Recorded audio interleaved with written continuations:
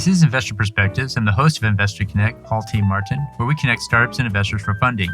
In our new Investor Perspectives series entitled How to Solve the Real Estate Problem, you'll hear about the primary trends and what makes for a successful company in this space.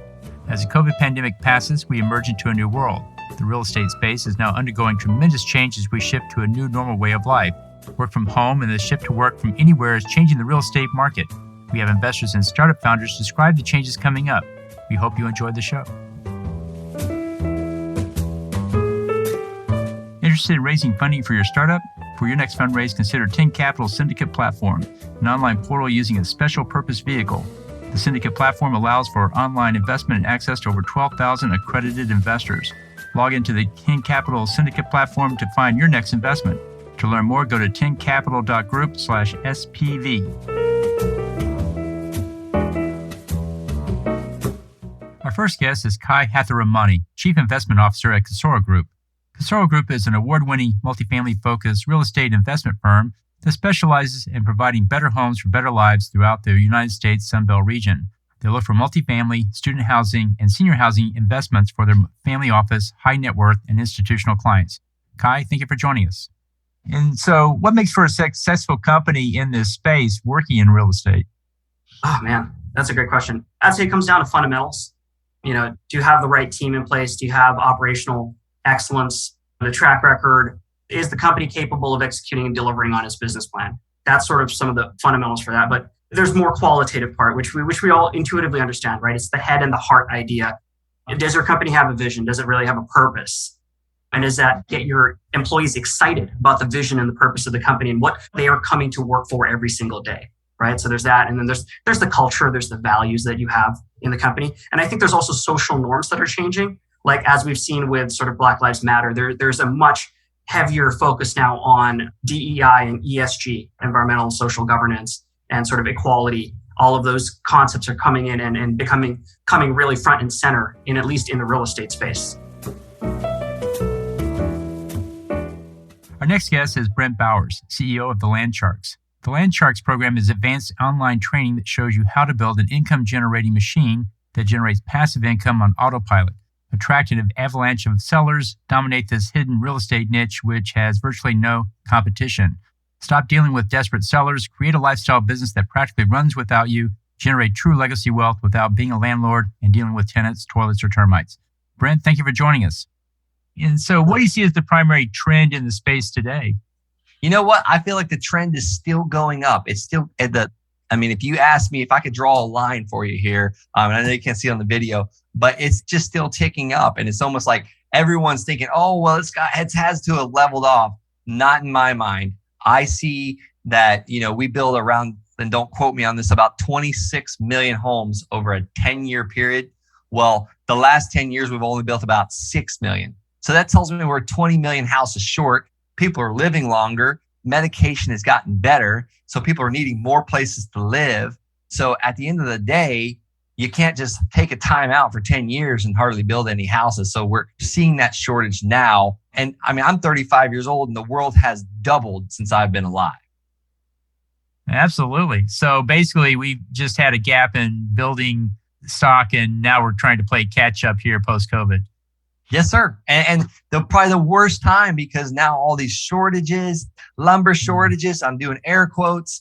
We're waiting on flat paint for houses and yada, yada. So it's driving prices up on everything. So the old supply and demand game type thing. Great. So what makes for a successful company in the real estate space today? Oh, man. I will say the first thing I can think of is consistent mailing, let me back up, consistent marketing, whatever your market channel be, whether it be mail, cold calling, texting, signs, radio, TV, but consistent. Like too many people, I was just talking to one of my students, they get a couple deals in their hands, in their pockets, and they get overwhelmed and freaking out and they stop their marketing channel. And then they stop their business. They pause their business until they get that pump primed again. And the deals start coming again. So I believe that's with any business. You always have to be marketing and selling. Our next guest is Lauren Hardy. Lauren is a real estate investor with a people-first approach to business, investing in hundreds of properties in her career, including developing spec houses in Nashville, Tennessee. Lauren has the unique reputation of being a successful virtual investor, having not lived in many of the states she's invested in. Lauren, thank you for joining us. And so what do you see as the primary trend in the next 12 months in the real estate space? I will say that, more and more investors, at least in the single family space, are trending outside of the major metros, and they're looking at the smaller suburbs that are outside of the major, maybe, 20 miles outside or less to invest, because there's still some opportunity there. Is that driven by the new move to work from home as opposed to work in a corporate office, or are there other factors? I think it's mainly the lack of inventory. There's just a lack of inventory on the market. And so the major metros have the highest demand. And, when you're an investor, you're looking for a deal. You want something that you can get at a discount. And when you are, it's a basic question of supply and demand. And when you go in an area and you're trying to find a discounted property to invest in, and then all the supply holders are telling you, well, we don't need to sell at a discount because there's so much demand, you're really mismatched there. So I'm seeing more and more investors that wouldn't consider some of these cities a year ago are now considering these cities that they used to say, no way, I would never invest there. Now they are. Is that because we have more people wanting to move into a house, or is it because we fell behind in building the houses along the way, or is it both? I don't know if I have that answer for you. I really don't. I think there's just more people. We must have fallen behind at some point. We must have, because obviously we have a shortage of supply. So yeah, I think so. Great. And so what makes for a successful company in the real estate space? What do you have to do to be successful in today's market, which is very different than what it was pre-COVID? Well, you definitely have to get used to being virtual and, doing a lot from home virtually. I think during COVID, a lot of people did not know how to adjust. Even just as far as like getting a property under contract, people were used to going to the seller's house and meeting them face to face and to lock up a real estate transaction. And that was something that COVID really took away from a lot of people. So a lot of people actually got out for a minute, while they were thinking maybe this wouldn't be so long of a commitment with COVID. And then eventually they had to figure out, okay, how do we put properties under contract? How do we do virtual tours? How do we get a seller to sign a document without being in front of them? So yeah, going virtual is crucial. And I do wonder if now that people kind of learn that skill, if they're going to continue to do that even when it's safer to meet in person. It's a good question.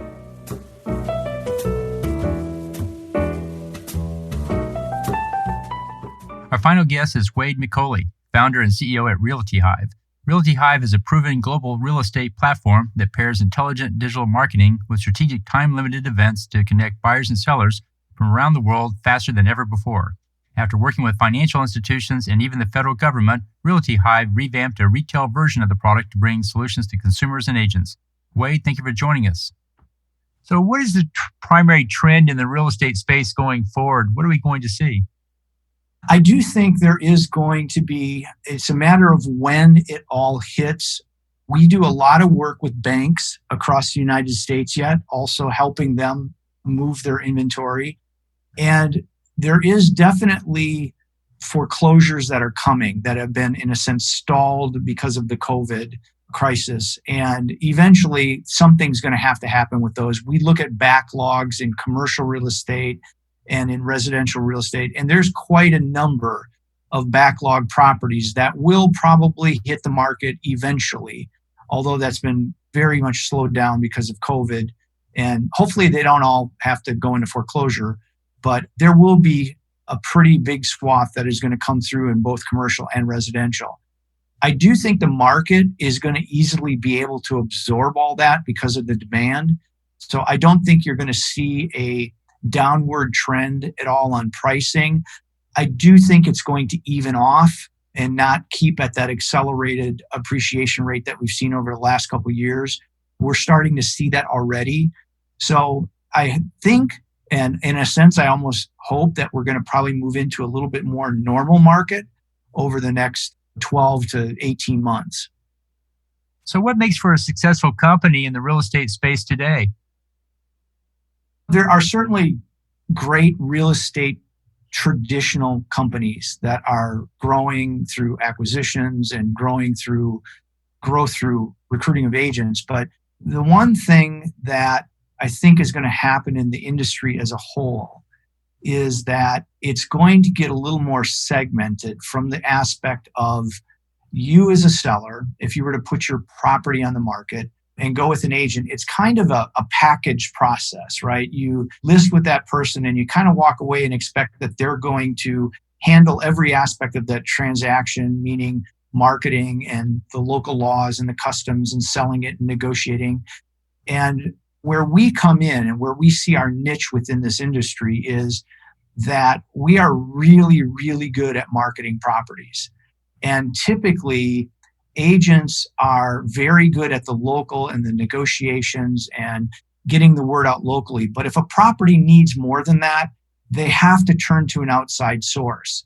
And we see ourselves as the partners to those agents and creating more activity on those properties. But as a whole in the industry, I see it being segmented from the sense that certain people are good at certain parts of a transaction, right? If you go and you hire an attorney that's an estate attorney, you necessarily wouldn't hire that same estate attorney to do a real estate transaction or a large corporate transaction.